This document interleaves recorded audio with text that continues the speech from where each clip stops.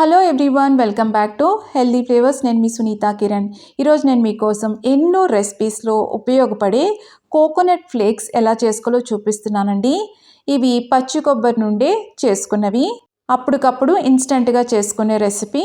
వీటిని కొబ్బరి తురుము అని కూడా అనుకోవచ్చు. వీడియోని కంప్లీట్గా వాచ్ చేసి ట్రై చేయండి. అలాగే ఈ ఛానల్ని సబ్స్క్రైబ్ చేసుకోండి. ముందుగా మందంగా ఉన్న ఒక కడాయిని తీసుకోండి. ఫ్లేమ్ని లోలో పెట్టుకోండి. ఇలాగా ఒక కంప్లీట్గా కొబ్బరికాయని నేను ఇలాగా తురుముకున్నాను. మిక్సీలో వేసుకోలేదండి, చేత్తో తురుముకున్నాను. ఫ్లేమ్ని లోలో పెట్టుకొని ఇలా కలుపుతూ ఉండాలండి.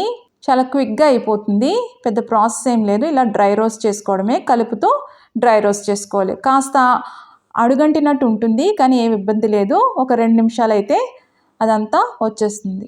చూసారా, పొడిగా అయిన తర్వాత ఏమీ అడుగంటట్లేదు. వీటిని ఎక్కువగా మనం బిస్కెట్స్లోకి వాడుకోవచ్చు అండి, కుకీస్లోకి వాడుకోవచ్చు, పాయసం అలాంటి వాటిలోకి వాడుకోవచ్చు. కొన్ని మసాలా కూరల్లోకి ఇది వేసుకుంటే చాలా బాగుంటుందండి. ఎండు కొబ్బరి వేసుకుంటే ఒక రకమైన రుచి ఉంటుంది, అలాగే ఇది వేసుకుంటే ఒక రకమైన రుచి ఉంటుందండి. చాలా కమ్మగా ఆ స్వీట్ అరోమా వస్తుంది దీని నుంచి. ఇలా కలుపుకుంటూ డ్రై రోస్ట్ చేసుకోవడమే. చూసారా, కాస్త కలర్ అనేది మారింది కదా. ఈ స్టేజ్లో కాస్త వెంటనే తిప్పుకోవాలండి, అలా వదిలేయద్దు, లేకపోతే కింద మాడిపోతుంది. ఏదైనా మసాలా పొడులు చేసుకుంటారు కదా, అలాంటప్పుడు ఒక స్పూన్ ఇది వేసుకున్నారనుకోండి, గ్రేవీ చాలా స్మూత్గా, కన్సిస్టెన్సీ బాగుంటుంది, రుచి కూడా బాగుంటుందండి, కమ్మగా ఉంటుంది. ఇప్పుడు దగ్గర నుంచి చూపిస్తున్నాను. ఈ స్టేజ్లో స్టవ్ ఆఫ్ చేసేసుకొని వెంటనే వేరే ప్లేట్లోకి తీసేసుకొని పూర్తిగా చల్లగా అయిన తర్వాత ఒక ఎయిర్ టైట్ కంటైనర్లో మీరు స్టోర్ చేసుకోవచ్చు. 6 నెలలైనా ఏవి పాడవ్వదండి. ఇది ఇన్స్టెంట్గా చేసుకోవచ్చు. ఎండు కొబ్బరి అవసరం లేదండి. ఇలాగ పచ్చి కొబ్బరితో కూడా మీరు కోకోనట్ ఫ్లేక్స్ని లేకపోతే కొబ్బరి తురిమిని రెడీ చేసుకోవచ్చు.